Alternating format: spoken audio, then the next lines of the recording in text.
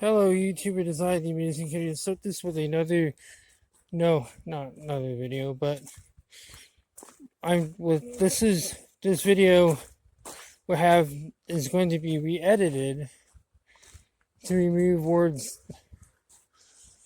that I used, words and terms that I used, just to make the video better fit with what I'm talking about, because I don't want to, because maybe I use incorrect terms, or or I used or I was just being a fool,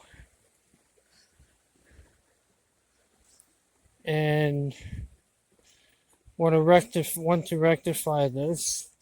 So this video has been re-edited as to better reflect the values expressed in it. And now on to the video. Why Chinese Americans support Trump? All right. So the reason is the Democrat administration, Biden administration, lead this country towards socialism and eventually towards communist dictatorship. We came from China. We know this is the way. This is not like people here don't understand what is the communist is. We know communist is what communist is. That's why we support Trump. This is really interesting because I'm also Chinese American myself. So you haven't lived in China, I guess. I did. I grew up in China. Oh, I grew up in China till I was 17. I'm from Shanghai, but Shanghai. yeah, I don't want to talk about my opinions because I'm a journalist. So I just want to hear more about your opinions. You know, as immigrants, a lot of people might say that Trump is anti-immigrant, or Trump is not anti-immigrant. It's just against illegal immigrant. Right. It must be lawfully, orderly.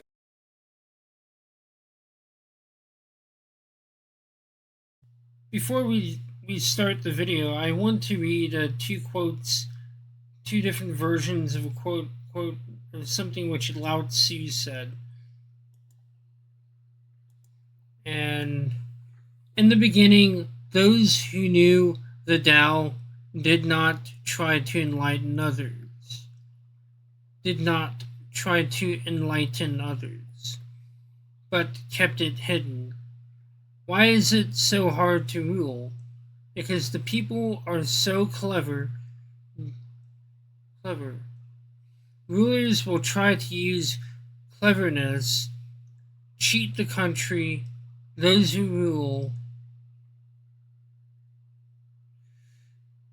Those who rule without cunning are a blessing to the land.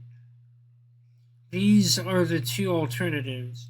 Understanding that these is primal virtue. And primal virtue goes deep and far. It leads all things back towards the great oneness. And I'm going to be reading another version of that. Those in ancient times who were adept at the Tao used it not to make people brighter, but to keep them simple. The difficulty in governing people is due to their excessive cleverness. Therefore, using cleverness to govern the state is being a thief of the state. Not using cleverness to govern the state is being a blessing of the state. Those that keep these two are both standards. Always knowing these standards, it is mystic virtue. And mystic virtue, profound, far-reaching. It goes opposite to material things, then it reaches congruence. And I've got another quotation here. but this time it is from Jesus of Nazareth. Do not judge so that you may not be judged. For with this judgment you make, you will be judged, and the measure you give will be the measure you get. Why do you see the speck in your neighbor's eye, but do not notice the log in your own eye? And this particular quotation sums up typical internet behavior being explained here. And I'm going to read another quote from the Tao Te Ching. I believe that's what the other quotes were from. I'll have to see that I quoted from. And this one goes with Jesus of Nazareth, and I thought it would be really a good one. Generals have a saying, rather than make the first move, it is better to wait and see. Rather than advance an inch, it is better to retreat a yard. This is called going forward without advancing, pushing back without using weapons. There is no greater judgment, no greater misfortune. Rather, there is no greater misfortune than underestimating your enemy. Underestimating your enemy means thinking that he is evil. Thus, you destroy your three treasures and become an enemy yourself. When two great forces oppose each other, the victory will go to the one that knows how to yield. People acting more intelligent and wise who think that they can judge others than they actually are. You know, these people think they're more than what they actually are. They're like actors like George Takei and Kirk Cameron, who just spout their mouths off all the bloody time. And, you know, I'm sick and tired of this crap. Like, when you vote for an old guy with dementia, this is for people the people who made these two memes. When you vote for an old guy with dementia, knowing fully darn well that he was not right in the head, but get to lecture Trump supporters on how they are not as smart and wise. Tell me again, who has principles? Probably is going to vote for Kamala Harris too. Like, it's so rich coming from people who voted for a geriatric old guy to become president of the United States of America. Like, give me a break. It's a lot like the people who said that living under communist rule was a socialist utopia. Hell, these people know Jane fuck all anything about Islam. يا هندوس يا انجاز يا هندوس يا انجاز محمد سيد الناس محمد سيد الناس ايها المسلمون ها انتم ترونه كيف تتوالى إساءات الكفار لرسول الله صلى الله عليه وسلم وتعدياتهم على مقامه الكريم فما كادت إساءات فرنسا تنصرف عنا حتى خرجت علينا إساءات الهندوس عباد البقر إن هذه الإساءات ما هي إلا حرب على الإسلام والمسلمين، وهذه الحرب على المسلمين يتناوبها الكفار. فهذه أمريكا وعدوانها على العراق وأفغانستان، وتلك السويد وخطفها لأبناء المسلمين، وفرنسا تعتدي مرة والروس مرات، والصين وما أدراك ما جرائم الصين، ثم ها هم عباد البقر الهندوس الذين هدموا المساجد وقتلوا المسلمين ودمروا قراهم، ها هم يتجرؤون على مقام سيد البشر صلى الله عليه وسلم. وهذا أمر لا يرد عليه إلا بشيء واحد ووحيد، وهو إعلان الجهاد في سبيل الله وفتح جبهات القتال ليقول الجيش كلمته في تأديب الكافرين والمشركين واستئصال شأفتهم. أما أنتم يا أهل باكستان فإن تحرككم لقتال الهندوس أوجب من تحرك غيركم، فهم على حدودكم ويحتلون من أرضكم ويقتلون أهلكم، وإن عندكم جيشا عظيما يستطيع أن يؤدب الهندوس وينسيهم وساوس الشيطان.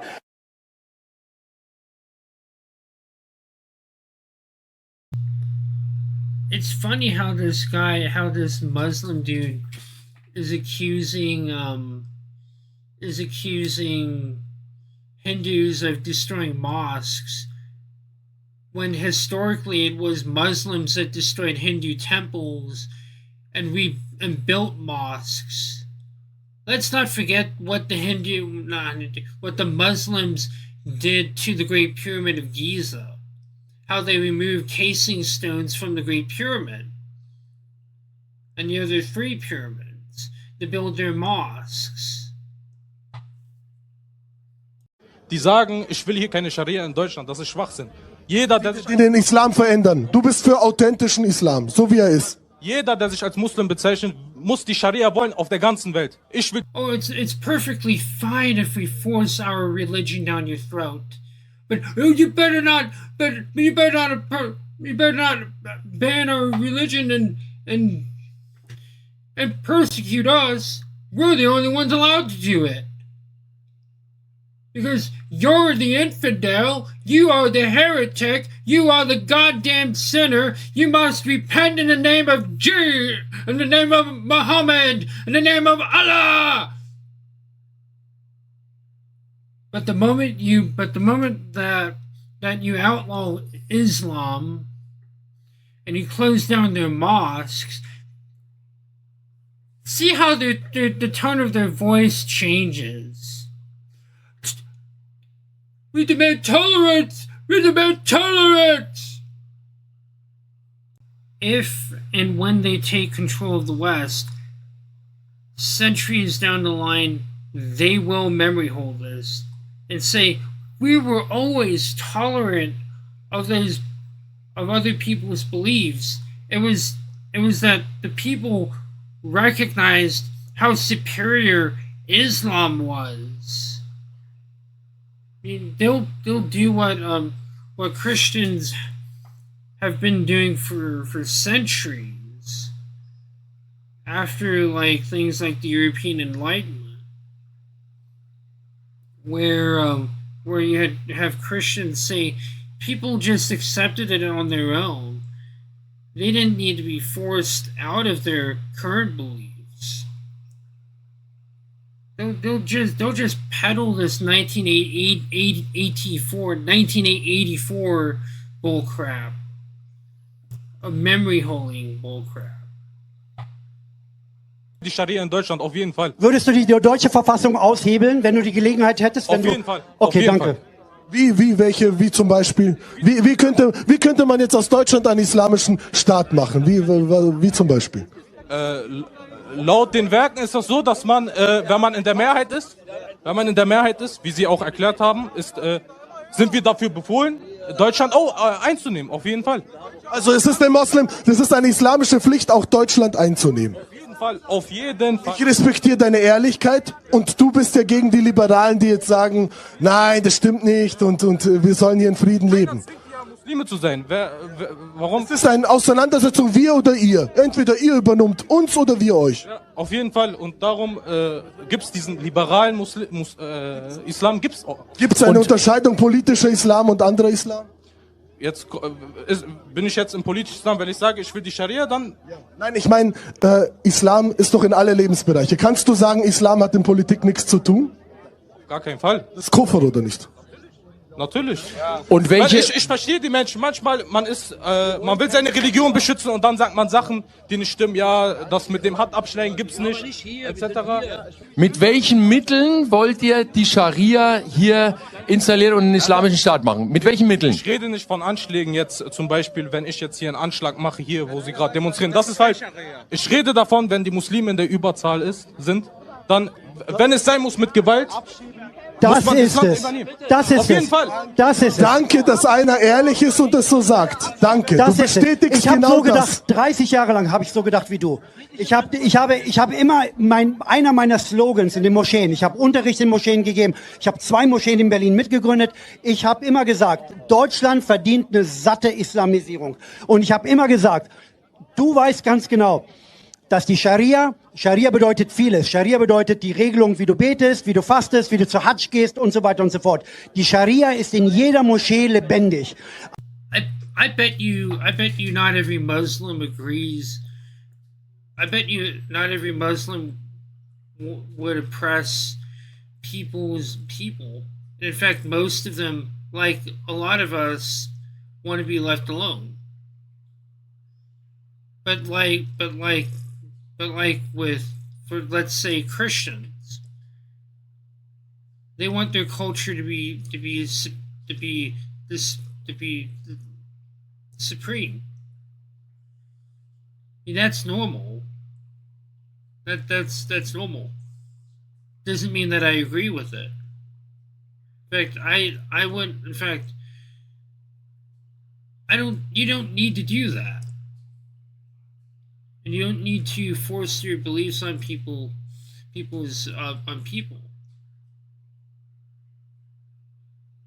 I should say rather than normal, I should say understandable.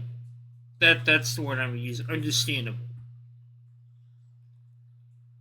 You know, that's understandable. You know, from a Christian perspective, you know, they want their culture to, some of them anyway, or some of them would want a lot of people to accept their beliefs.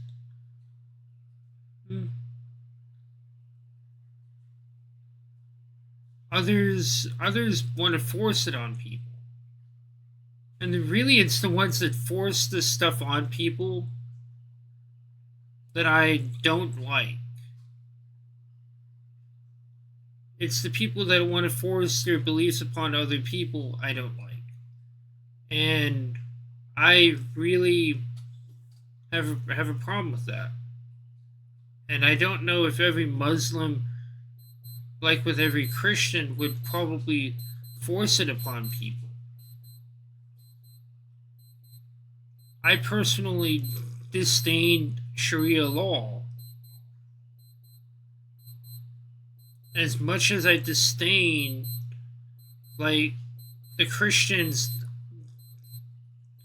doing what they did. And I disdain a lot of these types of things because it's colonialism. And as you've probably listened to some of what that Muslim was saying, it sounded a lot like colonialism. Like they want to colonize the West and turn it into an Islamic into Islamic. And that's concerning. And a lot of people don't take this stuff seriously. Sure, he phrased it very carefully, but he said He wanted Muslims to be majority. Understand that. We're not, I don't want that, because it's kind of like how, you remember how Christianity destroyed everything when Christians became the majority? Look at how they destroyed Rome. And in this conference, he invited 2 sodomites that were married to each other to preach sermons for the conference. And the quote from these 2 sodomites, we're talking about how they're so excited to be able to preach because it's the message that the children need to hear. So they're literally just admitting their heart, like, we're here behind the pulpit so that we could defile children with our message. That's where we've gotten as a nation, by being nice to sodomites. First it was they can get married. Then it was they could have all equal rights. Then it was, well, we could have drag shows out in public. Then it was, well, we could take children into the drag shows too. Then it was like, well, we could allow homosexuals to attend church. Then it was, well, we can now let drag queens attend church. Now there's faggots behind the pulpit. Why? Because of nice guys like Andy Stanley that won't say what needs to be said, which is that these faggots should get a bullet in their brain. Right. That they should get the death penalty, not be preaching behind the pulpit. What a nice guy Andy Stanley is. What a nice guy you are for letting children in your congregation be abused by pedophiles. How nice of you, Andy Stanley. How nice of all the pastors today that are enabling sexual predators in their church to harm people permanently, to scar them for life, to hurt them spiritually, because you just want to be nice. Well, you know what? Go to hell, Andy Stanley. Right. And every single pastor like you, go to hell. Go to Ecclesiastes chapter number 8. حديث ابن عباس على الرسول صلى الله عليه وسلم: من وجدتموه يعمل عمل قوم لوط فاقتلوا الفاعل والمفعول به. الموجب والسالب. جروب بدر تقول له انت موجب ولا سالب؟ طب انا مش عارفه ايه. طب انت اقتلوهم، الفاعل والمفعول. الصحابه كلهم اجمعوا على قتل اللوطي، لكن اختلفوا في طريقه القتل. منهم ان قال لا يحرق بالنار، ده راي سيدنا علي، افقه اهل الارض سيدنا علي، واخذ به سيدنا ابو بكر. ومنهم قال لا، اللي يرمى من اعلى مكان شاهق ويطبع بحجار، ده قول ابن عباس. ومنهم قال يرمى بحجاره حتى يموت، وده سيدنا علي وسيدنا عباس الاثنين اقروه. طب بالنسبه للبنات، تقول لك السحاق واللي هم بيعملوه هي حكمه بقى زي اللواط. العلماء قالوا كلهم قاطبه، كل العلماء، على حرمه السحاق بين النساء. ما يقولوش انا مثلي، بيقولوا انا مش بقولوش شاذ، يقول لك انا مثلي جاي، انا مثلي عشان الشياكه يعني ما يكونش. لا، هو انت شاب ولوطي وسحاقي. ها،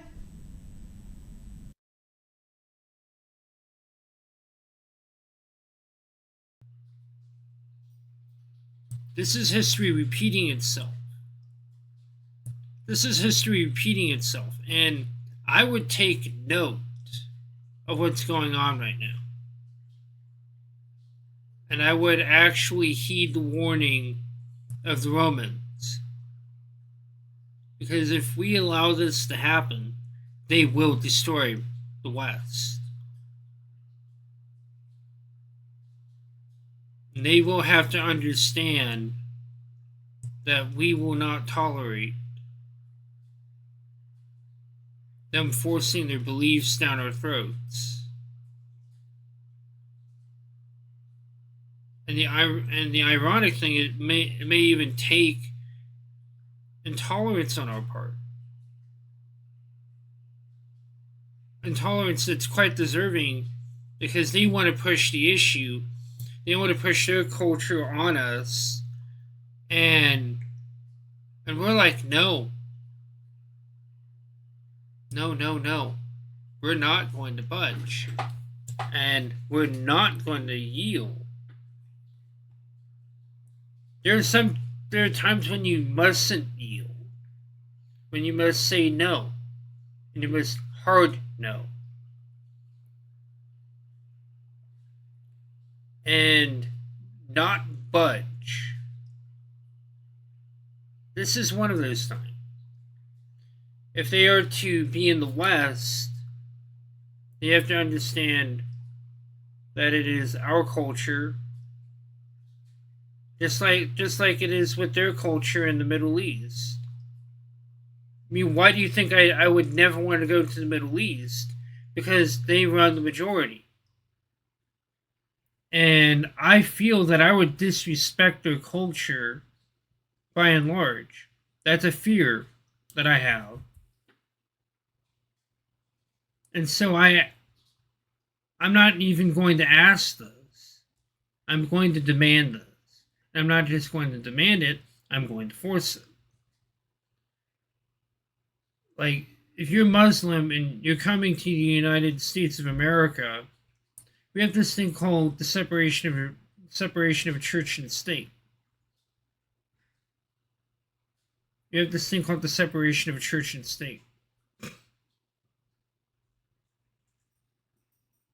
And this thing also about how Congress shall not make religion something to that effect.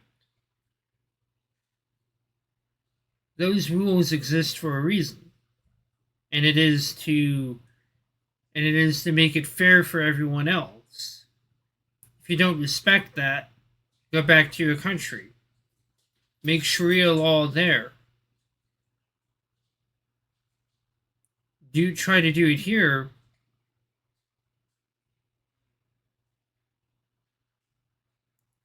Screw around and find out. Screw around and find out. You'll be quite surprised by how many people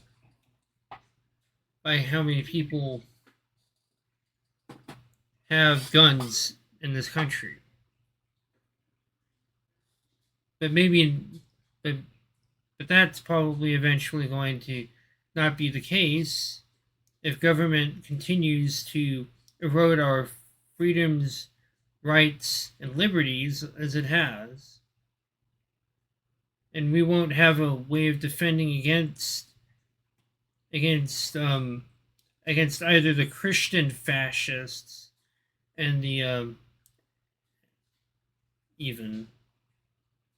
they're the same people within our country that are also trying to pull similar stuff to these Islamofascists that the establishment just supports.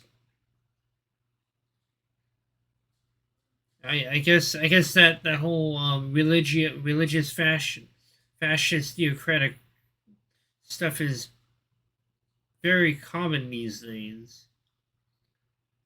You hear a lot about this, and you either hear the Islamofascist thing on the right, or you hear the Christian fascist stuff on the left. And both sides ignore this stuff. And both sides ignore this. They either call you an Islamophobe if you criticize the Islamofascist stuff. I'm pretty sure a lot of the people who call you an Islamofascist are Hindu or Hindu phobes. And those people I have no respect at all, because they'll virtue signal themselves as high, mighty, and righteous and holy, and yet they will talk about how you're a bigot while ignoring actual things which are going on in the world. They'll talk about Palestine. They'll talk about Palestine, but they'll ignore what happens to Hindus. And they'll say, oh, that Hindu stuff, the stuff that happens to Hindus doesn't concern me. But yet they talk about Palestine.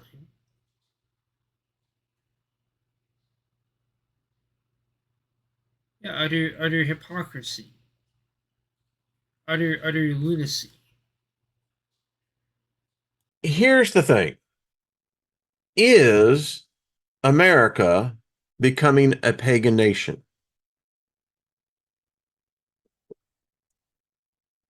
those in the religious community, particularly in certain aspects of Christian denominations, think so. They cite the numbers since the pandemic, the shutdowns. It's becoming clear that, and this is just my take on it, the spell was broken to a large degree. Because ever since the lockdowns, and even though to a limited degree people were still allowed to go to church, because America only has one religion, right? Seems like it. Problem is, this one religion thinks that it owns the Constitution, that only its beliefs should be displayed in government buildings, opening a prayer with displays. Although the Constitution clearly says that's not the case. But yet all other beliefs, religions, and gods are shut out, which is unconstitutional. In fact, if ever this got to a court case, someone would be paying big time. And we've got to change that. And the reason why this topic is so important is that because it represents probably one of the most important changes, particularly here in America. Now, does only one religion have the market, the corner on the market, as to what morality is? Or do they have the sole proprietary right in order to say what is holiness? Are they the only ones that have a voice where public policy is concerned, in making of laws, in setting community standards? Does only one religion have that right? And is all other voices to be shut out? Now, to getting back to my point, the panic is this. It is estimated that if you look at the population of the United States, and I know this because I invented the first mobile giving system for churches. What I did. So I invented it. Didn't exist. I already was part of the team that invented the pay at the table. So I know these statistics. Now, traditionally, it was estimated that the United States population was, if you look back in the late 20th century, was comparatively 76, 77% Christian. Or so that's what was said. Now, since the 2000s, there has been a gradual decline, but it was only within 1 or 2%.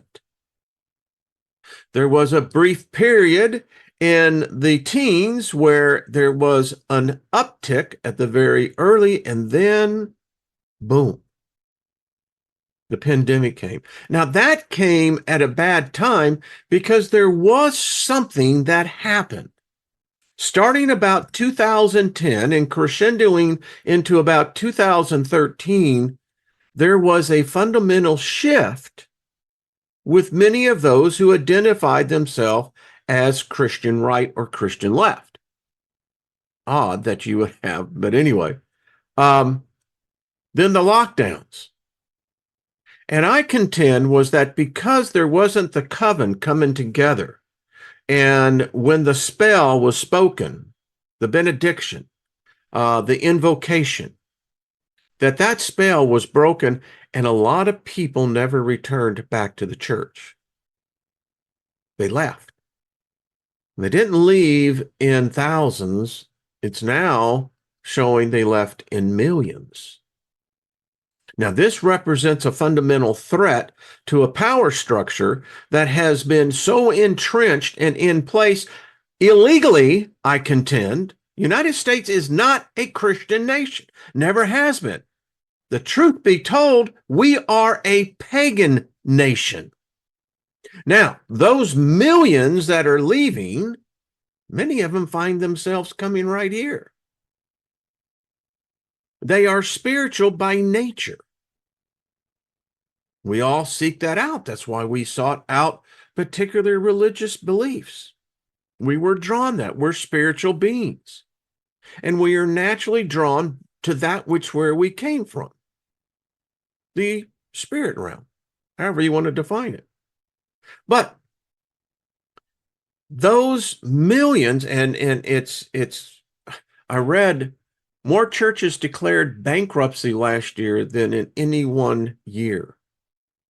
Significance. Remember, religion is a fifth largest industry in the United States. Big business. So with those now leaving, there's a gap. And many are being drawn to what is now called pagan. Now, again, pagans have been disparaged ever since this religion came into the world. Yeah. But the thing about it is, this religion would not have its holidays, federal fucking holidays, right? Predicated on some sort of event. All of them pagan. All of the traditions were taken from the pagans. We've been here since the beginning. We have many different forms and many different points of view. We know what morality is. We know what morals are. We know the difference between what is right and wrong. We don't need a God specifically that demands a worship or a particular platform in order to conduct that in our lives. The vast majority of people do have empathy. There's some that don't. So in this case, and what we've seen as well, that with the dominance of only one point of view, which is so divided in itself, they don't realize that they are, in fact, pagans themselves. Hey, Robert V., good to see you. Yes, founders of our country were deists. They believed in a universal type God, deity. I don't want you to hear that shit. And so there is a coming war. I'm telling you, folks. There is this power structure that is now threatened. And they realize who that enemy is. Now, we're no enemy at all. We don't seek in that direction. We don't think like that. But it is now attacking the very foundation of which this power structure was built upon. Now, this power structure is so integrated into the system itself. And when you see the rise, particularly, I heard a statistic this morning. They say that the 20-somethings is the most depressed, alcoholic, drug-dependent generation ever. They are a generation without a rudder. They don't know where they're going. I can see that. They're confused. Yeah, I can see that as well.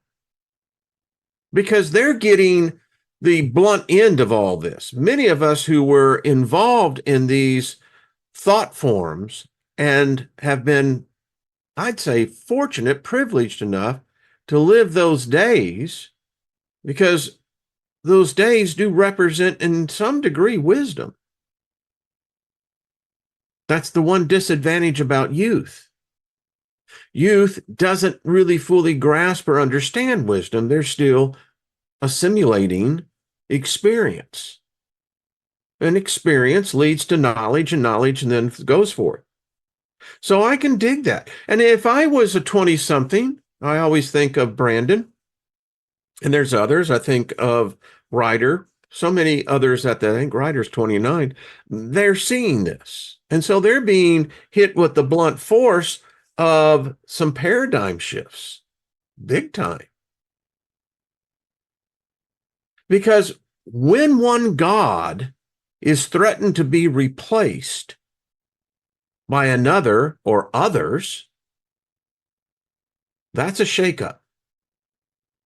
That's a fundamental change. It's much like a government, a nation. And we're a part of that. Every one of us, that if you're listening to me, you're a part of that. You are by definition and by nature pagan.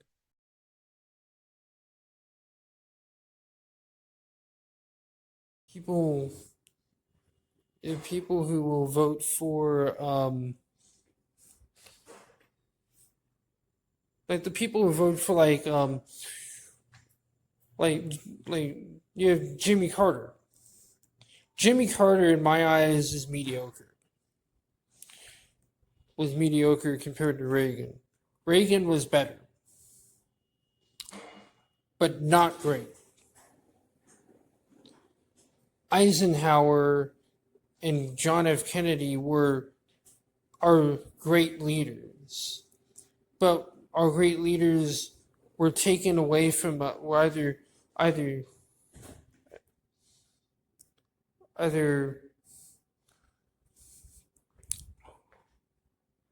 either left because they fulfilled their obligational duties to the House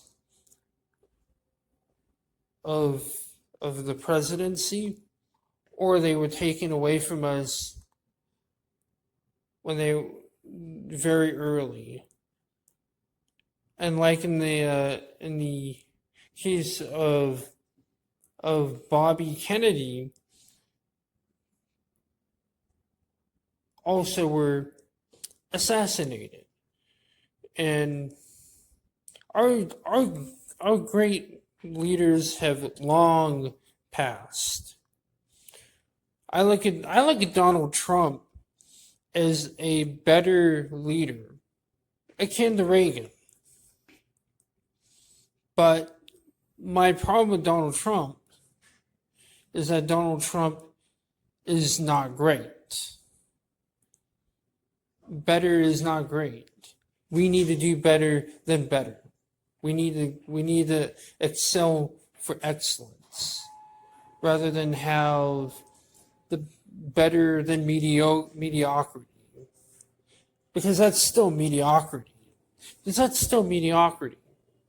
still what I would call mediocre.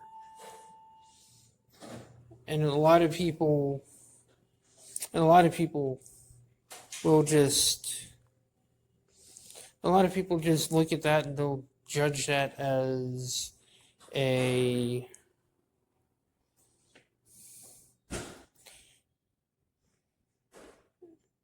and they'll judge one side as, oh, that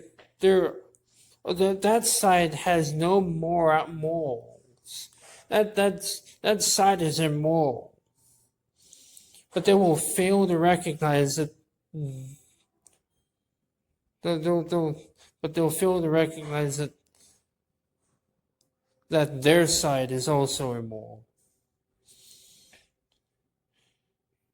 You know, that's that whole he's our only he's the only opposition to the opposition. But if people really understood that the best opposition is to not vote for is not to vote for the people that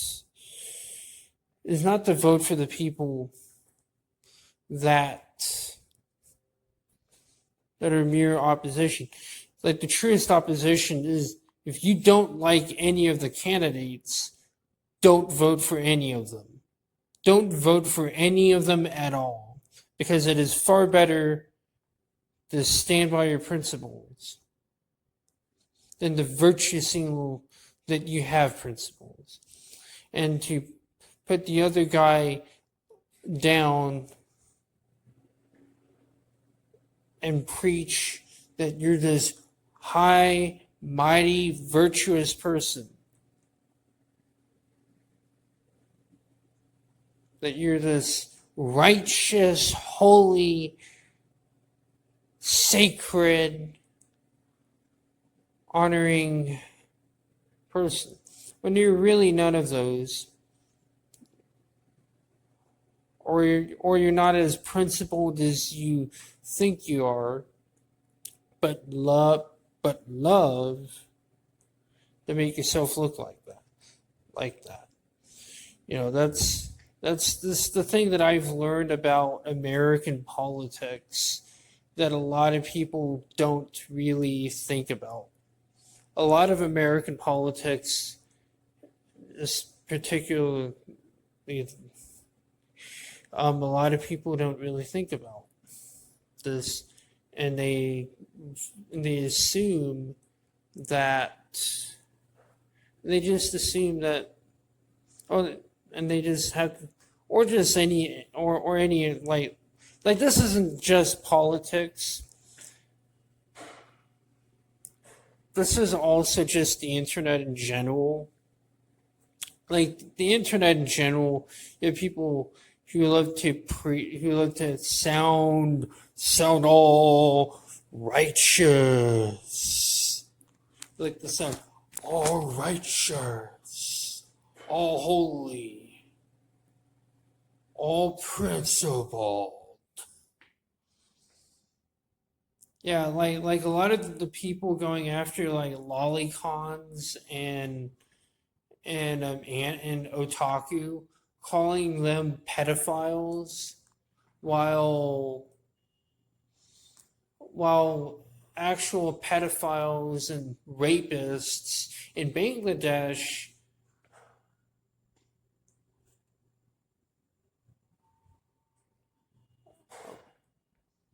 go around raping and pillaging and ravaging women and children in the name of their dictatorial authoritarian king.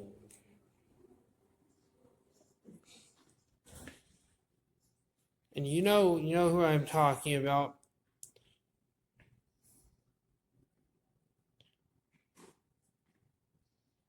You know what I'm talking about. I can't see here in public.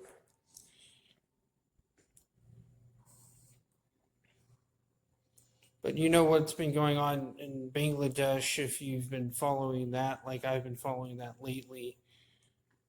In fact, I posted a video recently about that. And a lot of people will just take the bare minimum to make themselves look good. But and they'll basically say, I know a lot. I know a lot of stuff.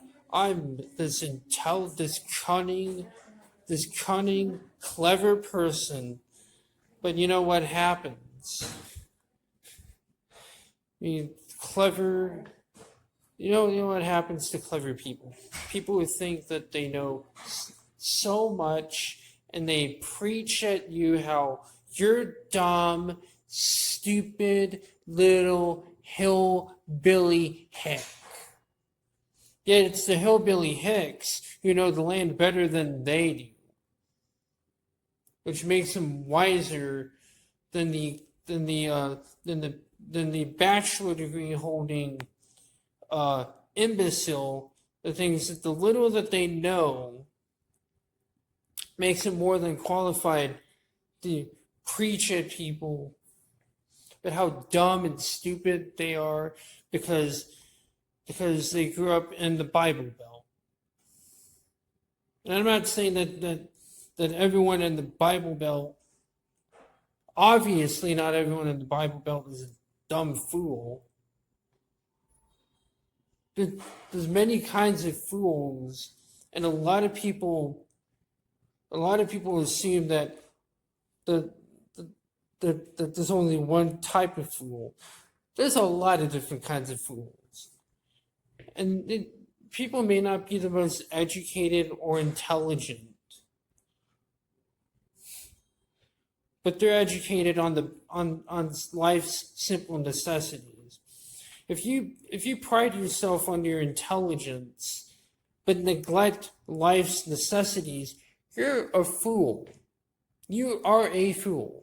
And you have no right to judge other people, to call so-and-so supporter a dumb person when you neglect life's necessities, when you neglect the basics. You have no right to judge other people. It's the thing that I see so often on the internet is people trying to make themselves look good for optics.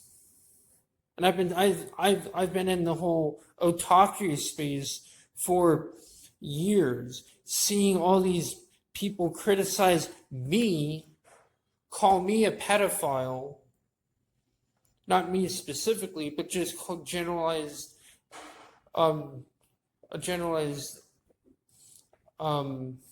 judgment of anime fans, and throw the slanderous crap at a group of people.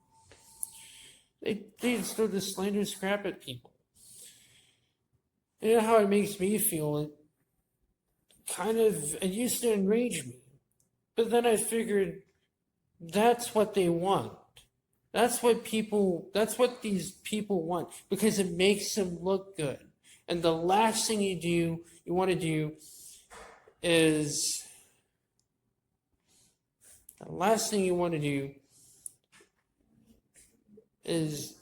make people's persona non grata, is inflate that attachment to persona non grata in an individual. That thing which they are not. The thing that any wise man understands is temporal, just like the body is. Just as our body decays, our minds also decay. Look at what's been going on with Joe Biden all these years. His mind is decayed. He's a very good example of that. His mind has decayed quite substantially. Especially because people didn't care about him. They just cared about themselves, and they used him to push their agenda. They didn't care about what he needed. They only cared about themselves. People like Kamala Harris and some of the other Democrat politicians, those people only cared about themselves, and they certainly didn't care about him. I certainly care about him. I want him to be in good health because, at this point in time, knowing the things that I know about him, I wouldn't have cared as much for him as I do now. Because mainly I care about him because no one else does. It's like, what has happened to this person? And then those people who voted for that person, knowing that that person wasn't in the best of health, can turn around and they judge me. They judge me as they judge me. Get the heck out of here. Like, you can sit around and judge people and cast and sell and tell me that I'm this dumb fool, yet you've neglected life's basic necessities, which is wisdom. Wisdom of all is the highest value. That is to know thyself. That is wisdom. And that is the highest wisdom, because that is where you start to understand other people, and that's where you start to comprehend other people as well as actually know people. It's actual knowing, it's actual wisdom, it's actual gnosis. And gnosis gives you an understanding of other people. But a lot of these people would rather sit in judgment of other people rather and virtue signal and go by their own esteem. And go by their own esteem, make themselves look intelligent and clever, when they themselves are just a pea ant on a pea planet, in a pea solar system, in a pea galaxy, amongst other pea galaxies, in a pea universe, but not insignificant. Because there is nothing insignificant about an atom. An atom is as far as materialist reductionist philosophy, which materialist reductionism is just another term for atomism. The atom is the core of everything, as far as that philosophy goes. I would argue that it is not the core of everything, because if you look at because you're looking at it at a very microcosmic level. You're looking at it from a very left brain. You're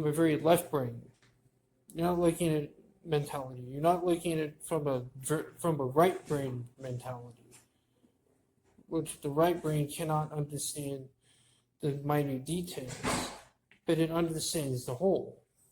It just can't just put it into words because it has no understanding of words. It's one of the most interesting things about the left brain, but the left brain and the right brain.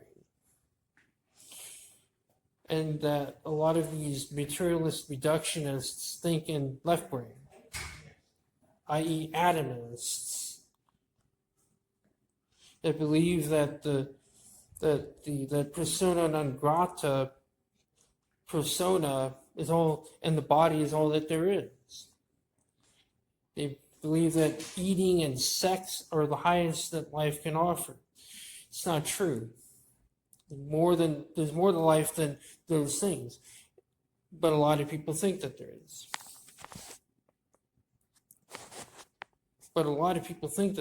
And that's a big failing on the part of human beings. You see, that's where we lean on our own understanding. And as King Solomon said, lean not on your own understanding. He didn't say never lean on your own understanding. He said lean not on your own understanding.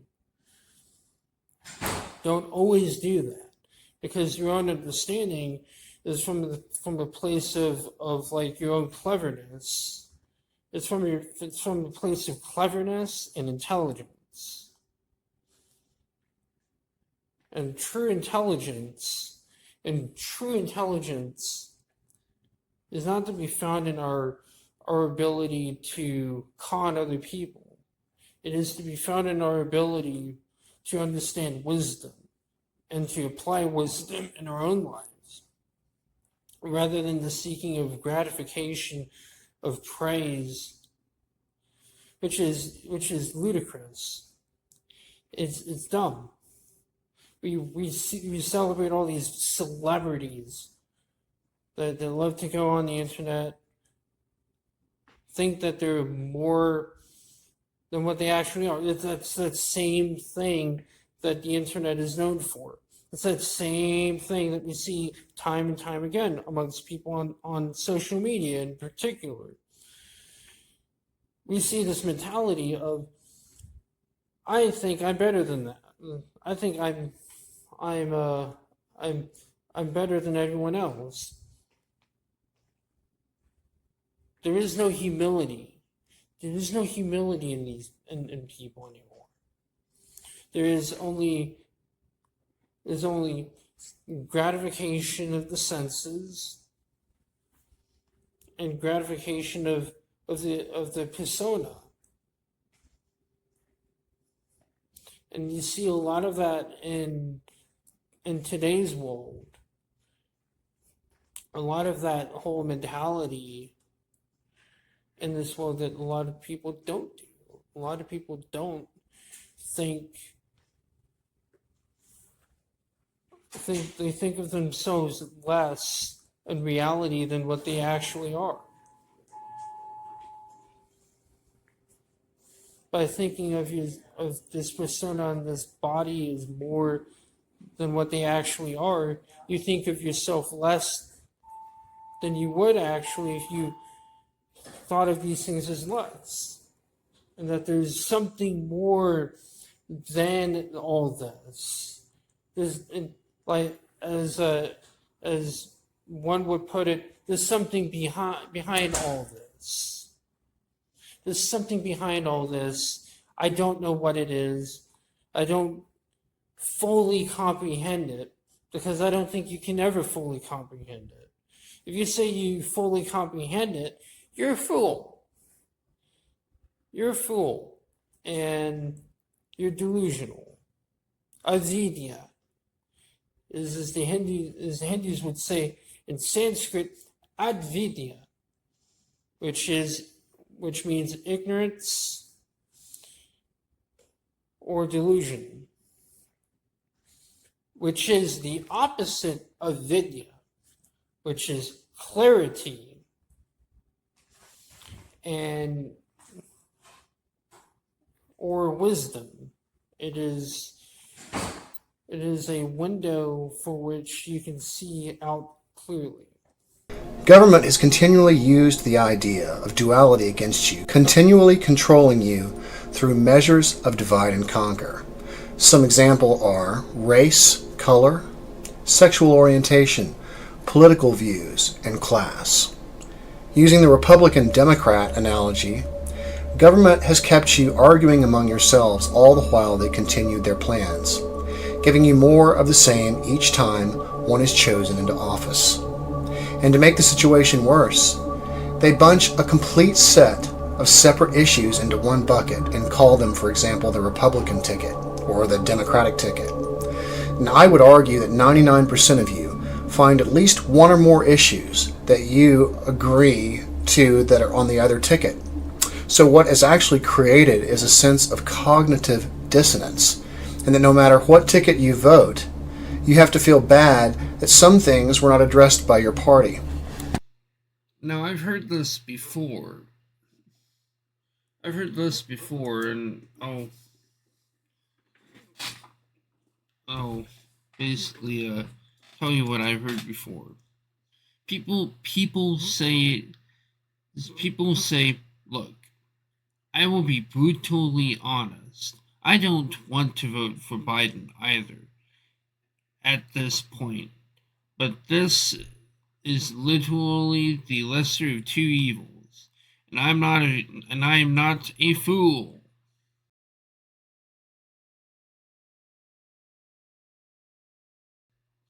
If you believe Trump would make life better for Palestinians, you are a fool. I will vote blue because I know exactly what the next Trump presidency would look like, because he's told us. If somehow think that's a winning situation for anyone but rich white Christian men, you've got another thing coming. I would suggest you take it sooner than later. I've heard people say things like that, and with something along the lines of that. One of the interesting things that I've heard people say is is the whole look. I'll be brutally honest. I mean, the part that I really, the rest of it I don't care for, but the part that I care about is the I don't want to vote for Biden. I don't want to vote for Biden part. So why did you vote for Biden? He's he's the opposition of Trump. So rather than have principles and vote for none of the candidates if you don't like any of them, which is what we used to do back in the old days, and we used to basically teach people that. But people vote for the people of which the system puts out, the people that the system has chosen, and they don't look for the underground, the grassroots. We don't have grassroots voting, and that's one of the things that we have this problem with, where people vote for either of those because they feel like they have no choice. That looks to me that both sides share a lot of commonalities, especially in the way they judge each other and the way they attack each other. Either of them will not recognize that or may not recognize that. But that is the truth. I just told you a little while ago, these leaders that they call leaders, this included Lena Horne, this included Dick Gregory, and this included comedians, comics, trumpet players, baseball players. Show me in the white community where a comedian is a white leader. Show me in the white community where a singer is a white leader, or a dancer or a trumpet player is a white leader. These aren't leaders. These are puppets and clowns that have been set up over the black community by the white community and have been made celebrities and usually say exactly what they know that the white man wants to hear. And it is an honor, actually, that they endorsed Dr. Martin Luther King and were against the Honorable Elijah Muhammad. That's actually an honor.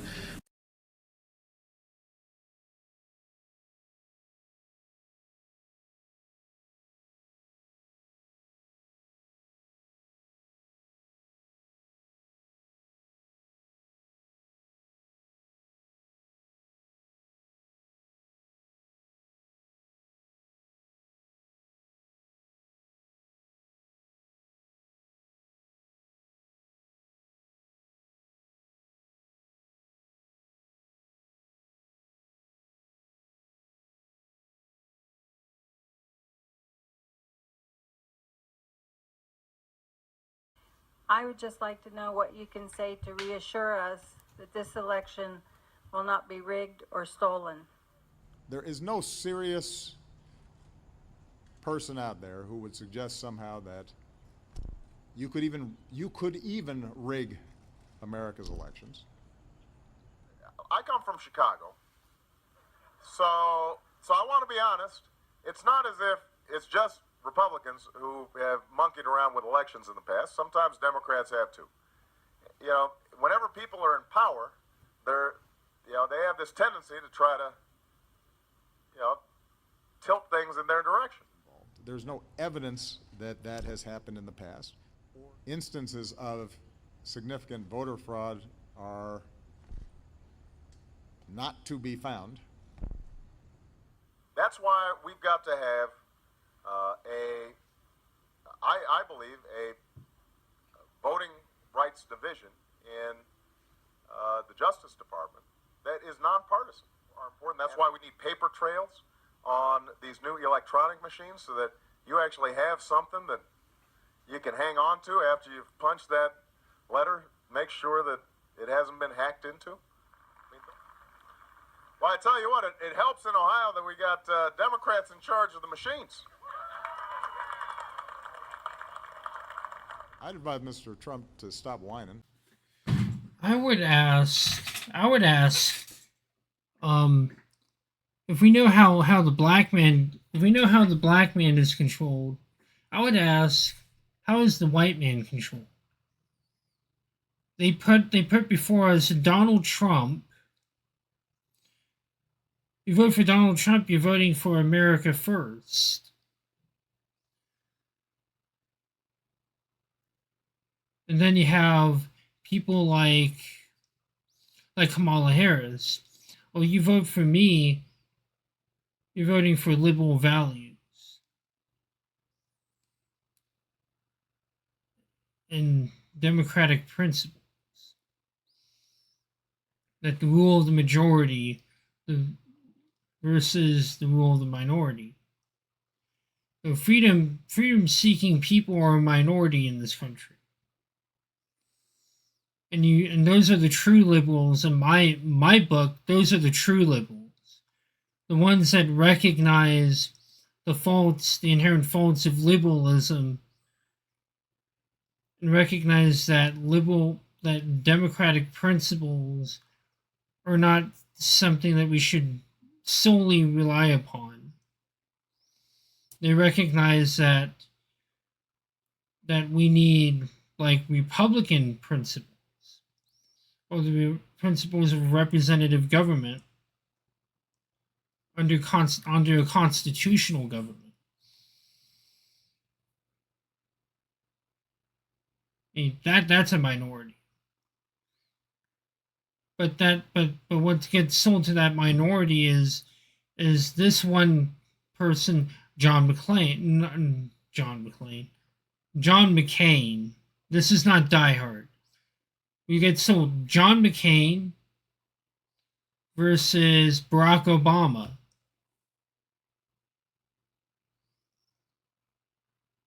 I mean, McCain claims to be for freedom, rights and liberty, freedoms for rights and liberties. Obama claims to be for diversity, equity, and inclusion. And we get sold these two charlatans. What makes me think that Donald Trump might also be a part of that? You know, that's always a question in my heart. And maybe he is like the controlled opposition or the controlled ally, depending upon your point of view, to take your focus off of what's actually been going on. And that is that we've been pitted against each other. Democrats versus Republicans. Whites versus blacks.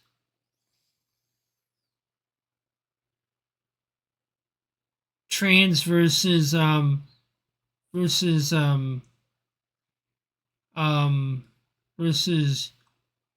straight heteronormative.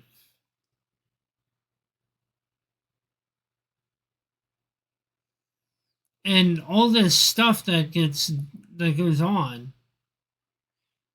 They pit gender versus gender, race versus race, sexuality versus sexuality.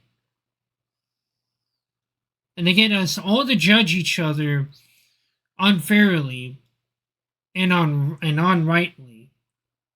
And they get us all to be at each other's throats. Because that's how this system gets perpetuated. It gets perpetuated by getting people to incorrectly judge each other, by painting this false dichotomy of left versus right. They sell us that this idea that Kamala Harris is far left, when the truth is that Kamala Harris is far right. And what I mean by far right, she is the excess of authority. She's not even far left. If she was far left, she'd be a full-blown anarchist. And yet she's for maximizing the government's authority over you. That's not an anarchist. That's not a liberal. That's not a liberal. That's someone who's wearing the face of a liberal, but is in reality an authoritarian, which authoritarianism is far right. We've been sold this false dichotomy about the left and the right for decades. We've been sold this idea that we've been told to judge each other based upon who we voted for, what our gender is, what our sexuality is, what our religious viewpoints are, and what our political viewpoints are, who we voted for, and what are other political viewpoints. And, you know, a lot of people, KKK conservatives, yeah, I've been told to judge all conservatives as a bunch of white trash racist bigots. I'm more suspicious of that very judgmental attitude, because very shallow understanding of people. To judge any and all people who vote conservative as a bunch of KKK supporting conservatives. Now, I was told that the KKK was the so-called left wing, were the so-called liberals. And in fact, I would prefer to get rid of liberal, conservative, Democrat, and Republican. Get rid of these labels, because they don't represent the actual truth of what's going on here. We've just been sold a bill of goods and told to judge each other as so-and-so this and so that, when really the truth is probably a lot more nuanced than we like to think it is. You look at what he's been tweeting today, directed at the whistleblower, directed at so many people. You know, I frankly think that based on this and all we've seen him do before, including attacking members of Congress, that he frankly his Twitter account should be suspended. He is irresponsible with his words in a way that could result in harm to other people. And so the privilege of using those words in that way should probably be taken from him. Should probably be taken from him. Should probably be taken from him. He has lost his privileges and it should be taken down. And the bottom line is that you can't say that you have one rule for Facebook and you have a different rule for Twitter. The same rule has to apply, which is that there has to be a responsibility that is placed on these social media sites to understand their power. They are directly speaking to millions and millions of people without any level of oversight or regulation. I think we need to push back on this. There's no guarantee to free speech on misinformation or hate speech, and especially around our democracy. I know you wrote to Twitter and the CEO, Jack Dorsey, and asked him to take away the president's Twitter handle, his account. How is that not a violation of free speech? I mean, the president has the same rights that you have, that I have, and how would that not just be a slippery slope? Or I've heard that argument, but here's the thing, Jake. First of all, a corporation, which is what Twitter is, it does not have it has obligations, and in this case, Twitter has terms of use policy. And their terms of use dictate who receives the privilege of speaking on that platform and who does not. And Donald Trump has clearly violated the terms of use, and there should be a consequence for that. And there should be a consequence for that. Not to mention the fact that he has used his platform, being the President of the United States, in a way that has been about inciting fear and potentially inciting harm against a witness to what might be a crime against our country and our democracy. And for that reason, I do believe that that it's clear that he has violated the terms of use, and I'm asking that Twitter does what it has done in previous occasions, which is to revoke someone's privilege,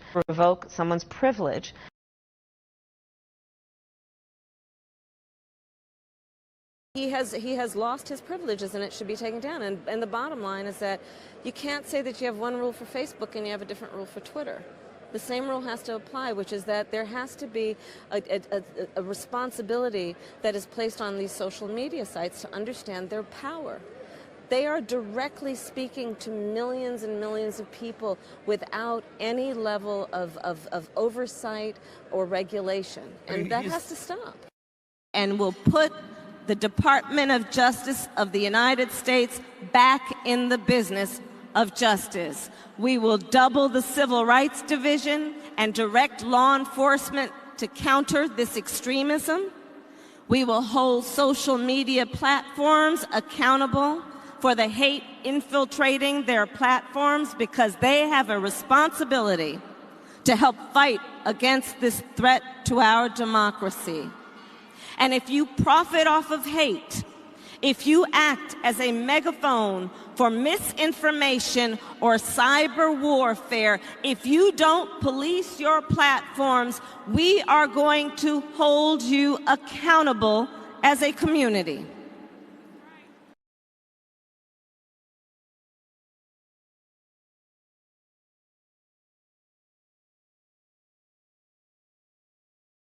Hi, I'm Fox San Antonio's Jessica Headley. And I'm Ryan Wolf. Our greatest responsibility is to serve our Treasure Valley communities, the El Paso, Las Cruces communities, Eastern Iowa communities, Mid-Michigan communities.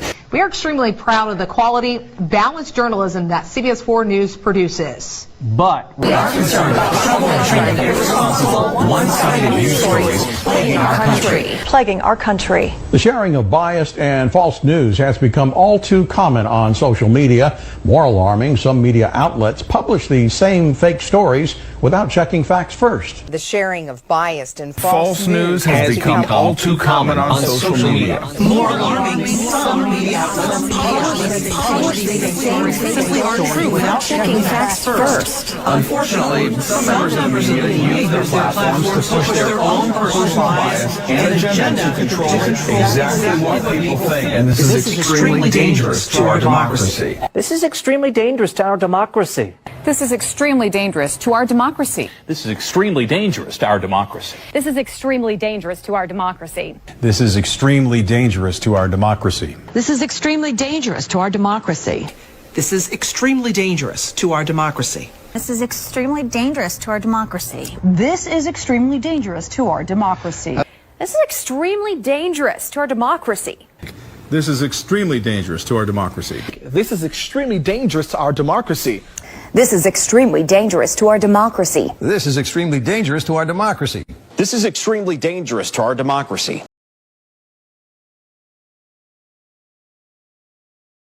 I would like to ask you a question. Why is it that you guys are hounds for bad news? Why is it that, it seems to me that at this moment, this day, you could ask me many questions about many positive and wonderful things that are happening in this country. But we gather here to pay court to sensationalism. We gather here to pay court to negativism. You guys have a job to do. I'm a relatively intelligent man. There are many aspects to my personality that you can explore, I think, very constructively. But you sit here and ask me such one-dimensional questions about a very tiny area of our lives. You ask me questions that fall continually within the Negro-ness of my life. You ask me questions that pertain to the narrow scope of the summer riots. I am artist, man, American, contemporary. I am an awful lot of things, so I wish you would pay me the respect due and not simply ask me about those things. As you heard in that one clip,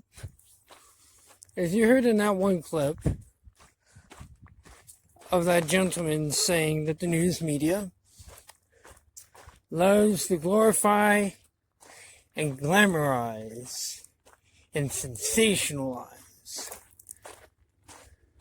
A lot of that is because it gets some views. See, yeah. If you murder more people, we'll mention you. We'll cover more people like you. Because we want the news. We want the traction.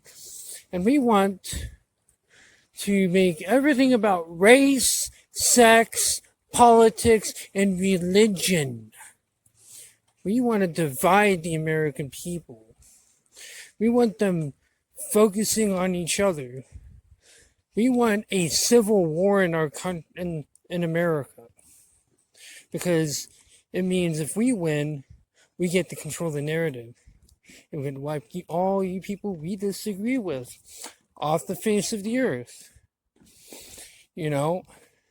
Instead of everyone realizing, which I doubt that many people will realize, what's actually going on.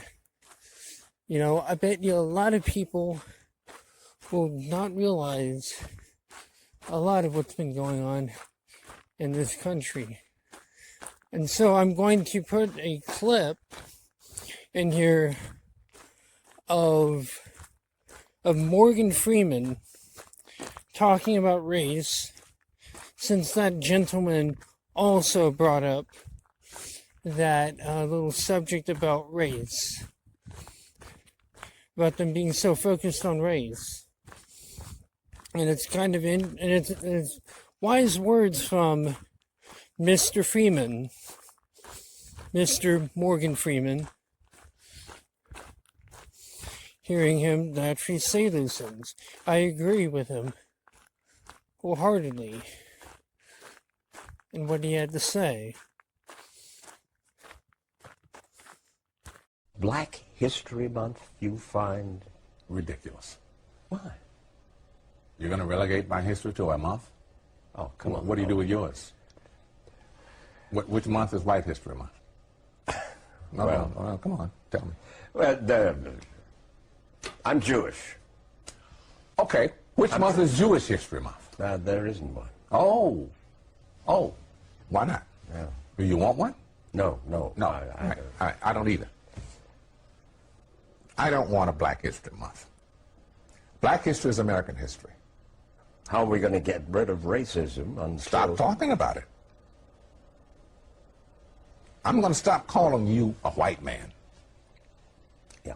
And I'm going to ask you to stop calling me a black man. I know you as Mike Wallace. You know me as Morgan Freeman. The whole thing, especially the president and Democrats now are talking about income inequality, and that's basically what, when you talk about the richest 85 people on the planet, right? Yeah. It's income inequality. Do you think that's, looking at, what's happening in the news now, is that a good idea? It's a great idea. It is the greatest idea. We have a much more vibrant society when we don't have such a vast chasm between the haves and the have-nots. We need that middle ground that we call the middle class, the people who buy everything, people who use the products that the rich are creating, if they're creating anything other than wealth, right? Right. So it's what's happening with the Chinese economy right now. They're changing their whole outlook because they need consumers. Yeah. And without a middle class, you're not going to have consumers. You're not going to have it at the level that we normally would have it. So can I go back to, because I thought what you said was fascinating, because you called it bull when you said people can't, pull themselves up. Do you think that race plays a part in wealth distribution, or either a mindset that you can't Today? or cannot? Yeah. No. You don't? No, I don't. Hey, you and I, we're proof. Why would race have anything to do with it? Put your mind to what you want to do and go for that. It's kind of like religion to me. It's a good excuse for not getting there. Yeah. I said, and it's probably get me in trouble, but I said to some of my colleagues recently, so I know that it's an issue, but it seems like every single day on television I'm talking about race, and it's because of the news cycle, it's in the news, but sometimes I get so tired of talking about it, I want to just go, this is over, can we move on? And if you talk about it, it exists. Right. Yeah. It's not like it exists and we refuse to talk about it, but making it a bigger issue than it needs to be is the problem we have. So I understand you recently had a birthday. You're 27? No. Got that on 37. 37. Yeah. We have a little Gee whiz. surprise for you. Can we get it? There you go. Oh, no. That's more like it. That you. Happy birthday, sir. Thank you, Don. Thank you for joining us here. Oh, it's a pleasure to be We here. appreciate Pleasure to you. talk. So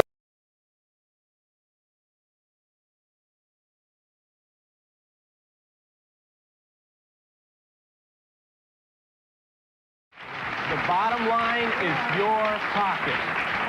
I have not made a dime off the Dahmer comic. In fact, Why do you print it? I printed it because I believed in the book. What book? The Dahmer comic, all the other comics I've put out, they're sources of information. Wait, you're doing this You look at this as an as illegitimate source. No, you're doing this as a philanthropy? You said I haven't made a dime. I haven't. I've lost $1,500 in legal fees on that book. Okay, but I understand that you... Very good, Steve. I understand that you believe in it, and I'm Yeah. willing to listen to why you believe in it. In other Knowledge words, is power. knowledge People is need to power. know how serial killers operate. Dahmer was being put in the media as this handsome man, People Magazine's top 25 most intriguing people of the year. No, he's a pedophile. He's dirt. He's portrayed as such in that comic book. I have a problem with it. But first of all, let me say that I'm very proud to be a resident of the only county in this nation to have now banned the sale of this trash to children. Which the information can be found. The information on this trash can be found in the local public library. Go down to any public library. Any public library. Go to any public library. Where did I research the book? I researched the book at the library. I Use your am brain. saying I do not Knee-jerk want reaction, them sold censorship to advocates. children.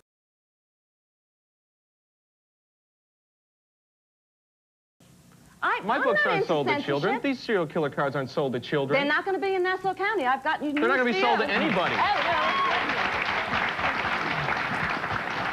I think it's important. Nassau County is where? It's on Long Island. Okay, I know that. Sorry. I know that, but you may have. And my governmental officials are tough and they're strong and So they're do you the go to the first ones library to next? say no. Is the public library next? The kids can go in and check out any book on Charles Manson they want. You have now, these are their media. These things, comic books, they belong to children. No, they don't. They belong to adults. You are interfering I in write their for adults. sandbox and you are turning it into kitty litter. Yes, ma'am. How do you think these people feel after their child or someone was killed, and then you're selling these things and making money off of them? Do you have children? Because would you still be able to make money off of this if your child was killed? My company, First Amendment Publishing, produces any set of trading cards or comic books that are aimed at a particular political or social purpose. The Sex Maniac trading cards were created directly to challenge the law in Nassau County. Very little profit was made. However, I will not deny that a profit was made from it, and I'm not ashamed of that. The information that's You contained... should be. I can do it without your critique right No, now. you can't. I don't think you can. The information that is contained on the trading cards was taken directly from newspapers as well as magazines, which are far more in the hands of children, far easier to get than a $12 set of trading cards that you have to go to a specialized store to purchase. These cards, The which cards cost $12, Wait, are virtually the out of cards- the monetary...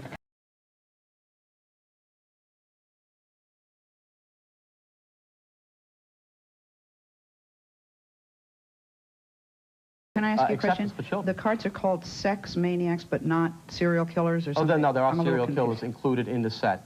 Isn't that nice? We did a few. It says mature readers. It That's doesn't say anyone over 18. What does mature readers It's a mean? statement for the Someone comic can be book mature audience. in 14. This young lady we had in the first Mature segment readers was is 16. a label used by the comics industry to allow a store owner to realize that this is for people of 17 or over. It is a label used within the industry completely. Should we trust everyone or should we create a law telling them no, they can't do it? Hi, I have a statement. That's I'm nice. That's a Italian 16. thing. I write for Boneyard Comics.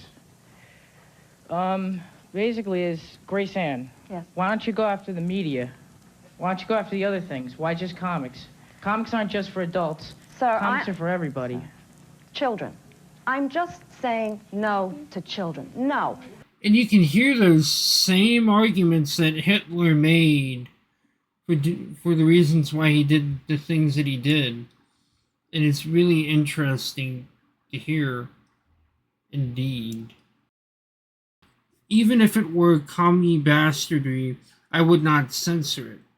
By merely banning an idea or book, you promote it. By fearing it, you then revere it. If the idea is deemed dangerous, then you are obliged. No, you must read it or learn about it. This is bad equals good, or what is called the Streisand effect. Let's make some decisions. Burn down the censorship witch trial, using them as a screen. Of course not. Okay. Can I direct a question to Ms. Smeagol? Do you think that it is completely out of the control of the parents of this world to control their own children? Do you think that we have to give all this power to the government to control what we do and that don't argument for our holds children? absolutely no water. Could you explain to me why, please? Or do you want to just make your usual knee-jerk response? Something you wanted to tell me? I would just like to say to the world, regardless of how many comic books, cards they make, movies, if we don't go out, the decent human beings don't go out and buy them, they can't make a profit off of them. Just don't buy them. Okay? Joe? I'd like to first express my sympathy for the families, but I want to say one thing. Censoring the mediums like trading cards or comic books is not to solve the serial killer problem. I think that the psychologist or the psychiatrist, whatever she may be, would agree with me that there is certainly a deeper rooted problem than trading cards or comic books, and to target them as the reason for these killings going on, I think is wholly erroneous. And I think if she agrees with me, if she disagrees with me, I would certainly question her credentials. Good morning, and the reason that we know about this letter that Mark Zuckerberg sent to Jim Jordan is because Jim Jordan posted it. So, about COVID censorship, Mark Zuckerberg writes, in 2021, senior officials of the Biden administration, including those from the White House, repeatedly pressured our teams for months to censor certain COVID-19 related content, including humor and satire, and expressed significant frustration when we did not meet their demands. I believe the government pressure was wrong, and I regret that we were not more outspoken about it. On that point, a few minutes ago, a White House official told us, when confronted with a deadly pandemic, this administration encouraged responsible actions to protect public health and safety. Our position has been clear and consistent. We believe tech companies and other private actors should take into account the effects their actions have on the American people while making independent choices about the information they present. And that's not all. Zuckerberg is also writing about Hunter Biden censorship. He says, when we saw a New York Post story reporting on corruption allegations involving then Democratic presidential nominee Joe Biden's family, we sent that story to fact checkers for review and temporarily demoted it while we were waiting for a reply. It's since been made clear that the reporting was not Russian disinformation, and in retrospect, we should not have demoted the story. I asked President Biden about this. At the time, his team was apparently trying to censor this Hunter content. You still think that the stories from the fall about your son Hunter were Russian disinformation and a smear campaign, like you said? Yes. God love you, man. You're a one-horse pony. And we've still never heard anybody from the White House come out to admit what we all now know, that it was not Russian disinformation, despite what President Biden said there at the end of 2020 and what his team told us once they took office in 2021. Back to you. Hey, Mr. One Horse Pony. Just reminding us of those sound bites. So even, I think, over a year in office, you asked Jen Psaki about the same thing, and they stuck to their guns. They said, absolutely, it was Russian disinformation. So that was apparently just their line?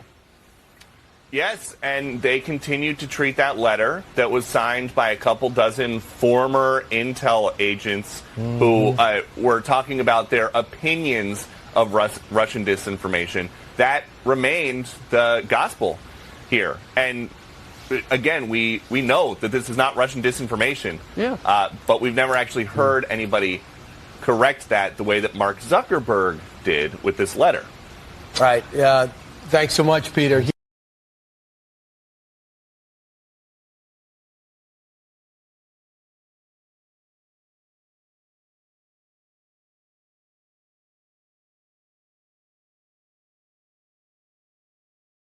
Anyone who wants to say anything abusive about or to me is quite free to do so, and welcome, in fact, at their own risk. But before they do that, they must have taken, as I'm sure we all should, a short refresher course in the classic texts on this matter, which are John Milton's Areopagitica being the great hill of Athens for discussion and free expression, Thomas Paine's Introduction to the Age of Reason, and I would say John Stuart Mill's essay on liberty, in which it is variously said, I'll be very daring and summarize all three of these great gentlemen of the great tradition of especially English liberty, in one go. What they say is, it's not just the right of the person who speaks to be heard. It is the right of everyone in the audience to listen and to hear. And every time you silence somebody, you make yourself a prisoner of your own action because you deny yourself the right to hear something. In other words, your own right to hear and be exposed is as much involved in all these cases as is the right of the other to voice his or her view. Indeed, as John Stuart Mill said, if all in society were agreed on the truth and beauty and value of one proposition, all except one person, it would be most important, in fact, it would become even more important, that that one heretic be heard, because we would still benefit from his perhaps outrageous or appalling view. In more modern times, this has been put, I think, best by a personal heroine of mine, Rosa Luxemburg, who said that the freedom of speech is meaningless unless it means the freedom of the person who thinks differently. When a U.S. president colludes with or outright coerces media companies to censor political speech, it's an attack on our most sacred right of free expression, and that's the very right upon which all of our other constitutional rights rest.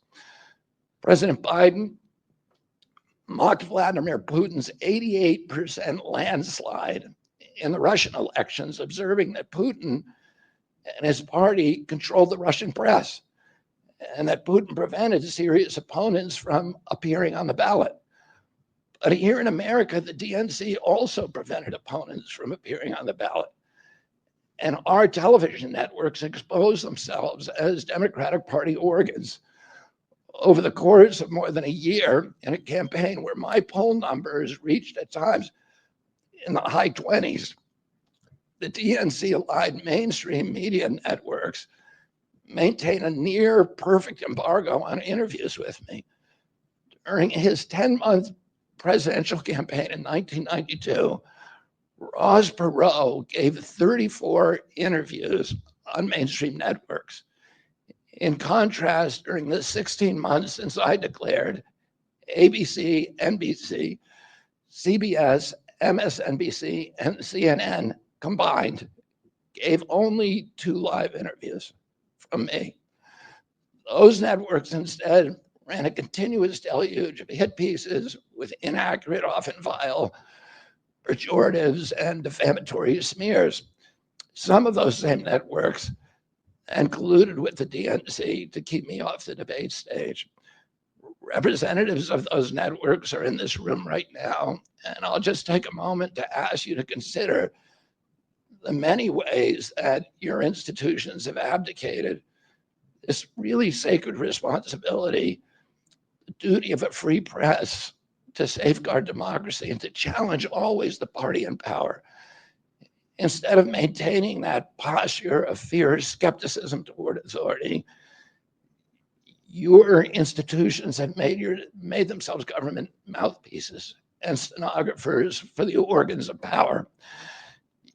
You didn't alone cause the devolution of American democracy, but you could have prevented it. If you were on stage facing Kamala Harris, how would you turn this exchange into a victory for you? I'd talk about her record. I'd talk about the border. I would, if between 7 and as high as 15 million illegal immigrants who've come in, escorted in by the Sinaloa drug cartel. They've been crushing the social safety system in our country. I talk about the COVID lockdowns, which closed 3.3 million businesses, and 41% of the black-owned businesses will never reopen. It shifted $4.3 trillion north from the American middle class to this new oligarchy of billionaires. I would talk about censorship.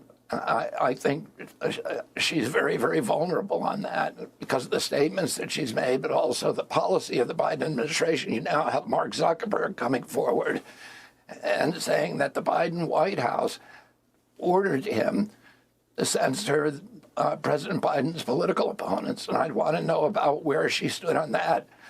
I'd talk about the health epidemic in our country that is overwhelming American children. I talk about her role in gaslighting the country about President Biden's mental condition. She told the country that she was talking to him every day and that he was perfectly okay. And then we realized that it was all a hoax when we saw him on the debating stage. Oh, I think she has a lot of the economy is a mess. We've got I want to know how she's going to deal with the housing crisis, how she's going to get our kids back into houses again. Our kids can't afford housing, the first generation in history. I'd ask her about the deficit, $35 trillion. $1 trillion every 30 days, every 90 days, we're adding $1 trillion. Within 5 years, 50 cents out of every dollar that we spend in taxes is going to go to servicing the debt.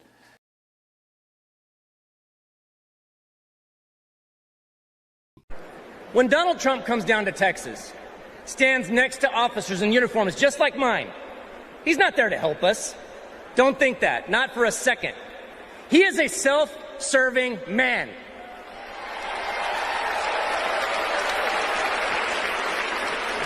I mean, look, just like when he killed the border bill, he just made our jobs harder. Now, Kamala, on the other hand, has been fighting border crime for years. She's gone down to Mexico and worked to stop the traffickers. And when the traffickers didn't stop, she put them in jail. Now, down in my neck of the woods, we call that fooling around and finding out. I may be paraphrasing a bit.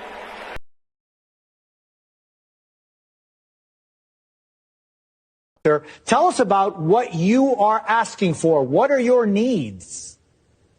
Well, right now, thank you for having me, first off. Right now, what I'm asking for is for the president or a member of his administration that can make decisions to come down and talk to not just me, but at least 12 other Texas sheriffs from major counties in the state of Texas that are dealing with this issue firsthand. So I'd like to see somebody from Washington come down here, get boots on the ground, get eyes on the issue at hand, and then talk to us, a bipartisan group of Texas sheriffs that are really taking a common sense approach because we have to. I am most likely going to vote for Tim Sheehy rather than John Tester because I think the real job is cleaning up the mess that created Biden and Harris. Cleaning up the mess that created the modern Democrat Party.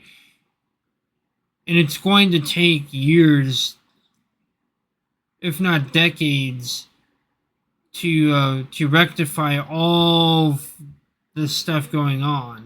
Y'all, I want to bring to your attention some bizarre political warfare that's playing out in the Montana Senate race. What I'm about to explain to you, I believe, is the Democrats' plan to keep the Senate even if Trump wins the White House. My hope is that by giving this sunlight, people will get wise to what's going on here. I noticed this by chance, this post right here by short seller Mark Cohodes. In this post, he's calling for an investigation into Tim Sheehy and his company, Bridger Aerospace. You see, Mark typically is taken very seriously as a short seller. He has a long history of short selling on the stock market, and a lot of people listen to him when he's short selling. So naturally, I wondered why Mark was attacking this company, Bridger Aerospace, so hard. If you're wondering what Bridger Aerospace does, it's this. They put fires out. Seems like an odd company to be attacking. Bridger Aerospace is also one of the only public companies in Montana. But you see, that's not the problem with Bridger Aerospace. No, it seems the real problem is this guy, Tim Sheehy. He's running for Senate in Montana against John Tester, a Democrat. You may not have known a Democrat represents Montana in the United States Senate, but somehow that actually happened. But Tim is running against him, and right now he is leading in the polls. So the Democrats are desperate to keep Tester in that seat so they can maintain control in the Senate. Now keep in mind here, The guy they're attacking is not just a Republican Senate candidate. This man was a Navy SEAL with a Purple Heart. He is the type of guy we should be rewarding in this country for their service, but instead the Democrats are going after him full force. I guess they couldn't find anything on him personally,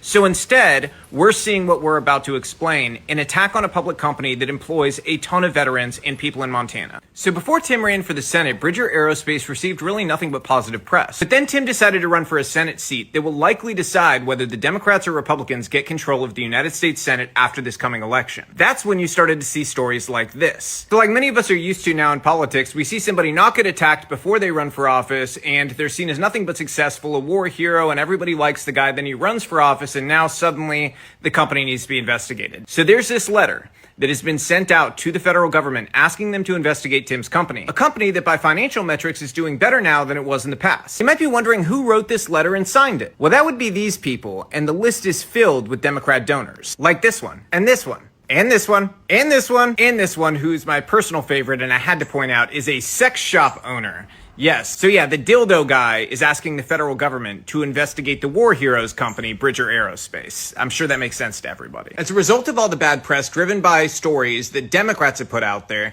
now some mysterious person is shorting the stock of Bridger Aerospace, which means that Tim, as someone who has an interest in Bridger Aerospace having a higher stock price, may have less money now to put into the Montana Senate race.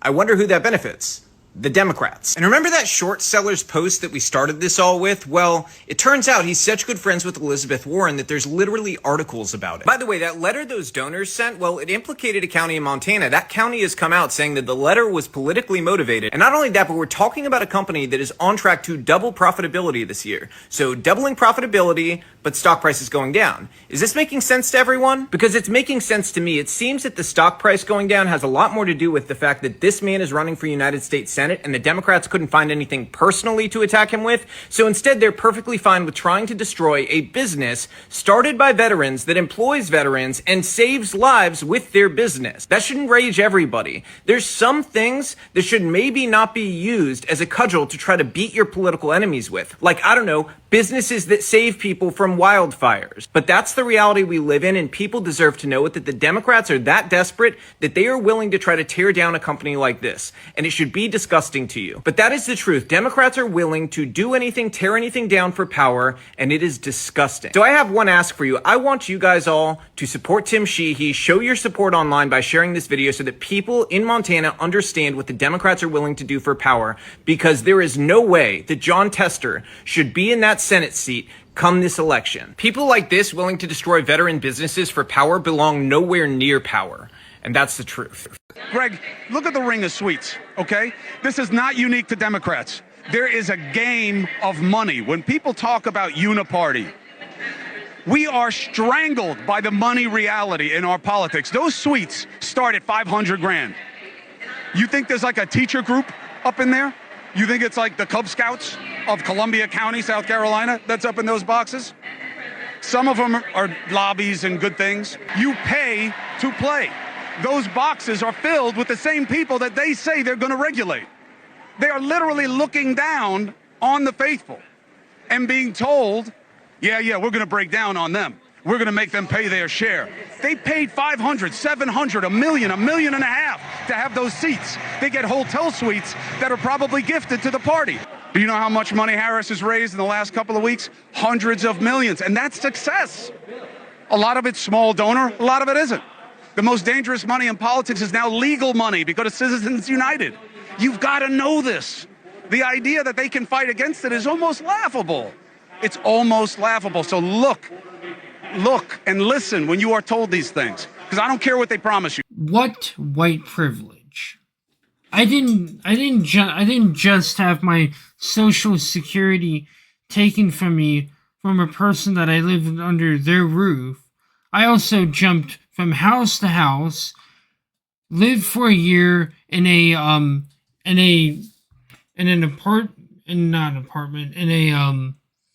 motel room with about 4 other people, with about 4 to 6 other people. So don't tell me that I have white privilege. You know, the person that was taking my money the money that I was given by the government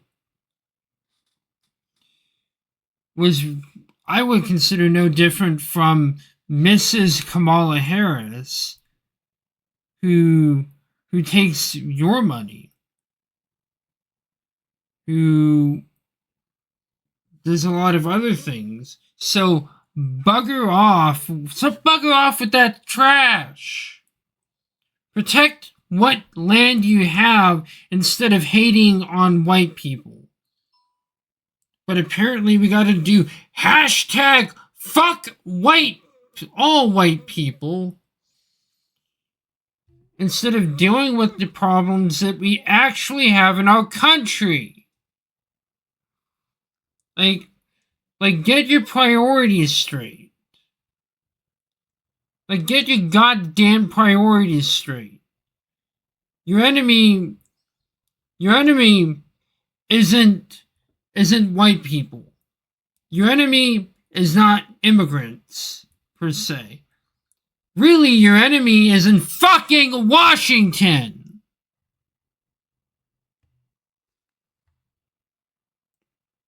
And instead of sitting here dealing with the actual problem, talking about what solutions we could have to fix our problems, apparently we got to do the whole race baiting crap that I've seen from time to time people do. And this is the shit that pisses me off. It's the smugness, the fucking arrogance, and the fucking hubris. And we got so many goddamn issues in our country. And don't call a politician by their first name. They're not your buddy, they're not your chum, and in fact, we should be calling them shitheads. Because we have to oftentimes, like diapers, we have to oftentimes change them out, as Mark Twain once said. And maybe we should be doing that more often than fucking race baiting. Instead of perpetuating all this white man's original sin, white guilt nonsense. And instead of doing all this race baiting, gender baiting, and all this other sexuality baiting, instead of listening to these grifter ass motherfuckers, we should instead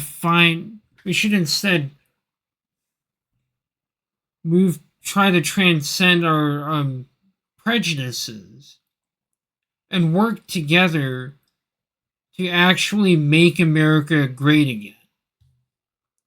Or rather, to make America greater than it has been. You shouldn't have to worry about having to deal with the sins of other people. What you really have to deal with is picking up the pieces after they're long gone. My general rule with actors is that they're paid to lie to you. So usually their opinions are worth crap. But sometimes it's worth listening to what they have to say. Not always. Like, for instance, instead of going after people and or getting perturbed about over someone's opinion, pretending that you probably don't care, yet you do care, you could actually be doing something with your life more beneficial. I came across Robert Picardo's remarks. The EMH from Star Trek Voyager was saying some really dumb stuff, and I just was like, oh, brother. I'm going to say what I said to Steve Blum, and it's an Aleister Crowley quote. You can only accomplish in life, you can only accomplish your object in life by complete disregard of the opinions of others. That's like a really good response to people who think they're all that. And I find it a coincidence that that Kamala Harris is basically who accuses Trump of being a, like all the other Democrats, calls Trump a censorious authoritarian dictator. And I saw that clip, that video that the Lincoln Project posted. God created a dictator video, and that's ironic that they're basically calling Donald Trump a dictator, yet the very bloody dictator is right before you, and is right before you, in the form of Kamala Harris, in the form of Kamala Bloody Harris, and she is essentially saying all the things, doing all the things which Trump has been accused of. That Trump has been accused of. Trump was accused of election fraud. Who has done the election fraud? You watch that clip of Barack Obama said that both Democrats and Republicans have committed election fraud. I take that as an admittance of something he probably knew about. So we can, let's assume Obama is telling the truth there. He let the cat out. He self-exposed the Democrat Party. But he also exposed what we've probably assumed about the Republican Party.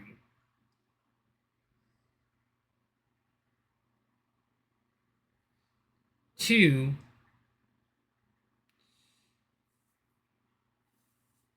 Trump censors free speech. The Democrats censored and the Republican and the Republicans in name only. The neoconservatives, along with the neoliberals, actively censored the censored the criticism of the COVID vaccines.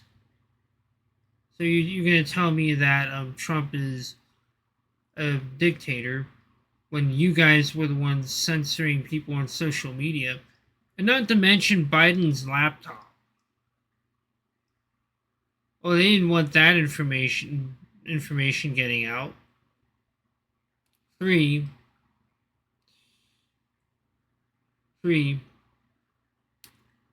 one of the things that we want Brazilian style censorship. Like I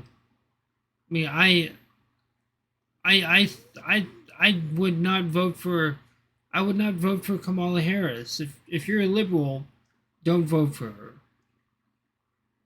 And if you don't like Trump, don't vote for Trump. Take my advice. Stand by your principles. Have actual bloody principles. And don't be a normie who's afraid of confronting this reality that the people that you've probably been supporting for much of this time were unreputable people. Just don't support these people. Don't vote for any of the candidates if you don't like any of them. But if I don't vote for the opposition, then I will then the other guy will win. But that's what they want you to do. And they put, and like Malcolm X said, they appoint these people. It isn't just the black man that is deceived. It is also the white man. And I like to think that it's not about race, gender, religion, creed, or politics. It's about control. They give you the lesser of two evils because they want you to vote for evil. They want you to vote for the inept leader, for the ineptitude. That's how you perpetuate the system of control. And I think by not actually voting for any of these people, by instead focusing on local elections within your state, which is really what we need to start doing, is voting for people at the state level. And we may need to vote like vote for like good conservative voices. If we're even when we're liberal, we may have to do that because that may be the most sane voice right now. But we'll have to make very careful choices and all. I think we're going to have to really look at the candidates that we're voting for. And I think it's very important that we do that. That we don't just simply vote the party line. That we look at what's actually going on and who they put in front of us. There have been people revealing themselves for who and what they truly are and really are, from like Mr. No Respect, I mean Dr. Disrespect, to Jordan Peterson. And Jordan Peterson's whole thing is that he says he said that he was an ally he acted like an ally of the right, but in actuality he's not an ally of the right at all. Well, rather he's an ally of the far right, and not an ally of those who want proper authority, Republican principles, in other words. But I'll come back to Dr. Disrespect, because I really want to talk about Dr. Disrespect.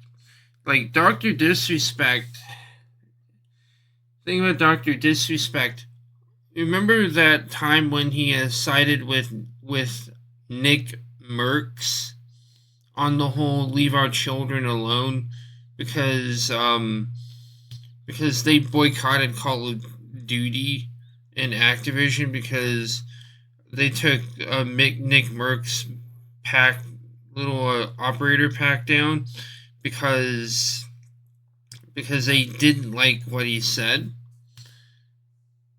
You know, those are like some of the biggest hypocrites that I've ever seen. Yeah, go back to playing Call of Duty at some point, and it's like it never really mattered, did it? And on top of that, we find out all these allegations about Dr. We find out some of these allegations about Dr. Disrespect. It's like, wow, dude. Oh my God, think of the children. And we find out you're a pedophile. And you're one who denies that you are. You know, I've seen this pattern from time to time throughout the years that I've been on the internet. It is either people don't want to look at their beliefs more and see what's at the core of them, or they know what's even there but are very disingenuous about that, or even they want to deny on either or look at themselves and come to the realization that they are the monster that they claim they're not. It's a pattern we see all too often in the world that most people don't really think about. This is why it is important to know thyself.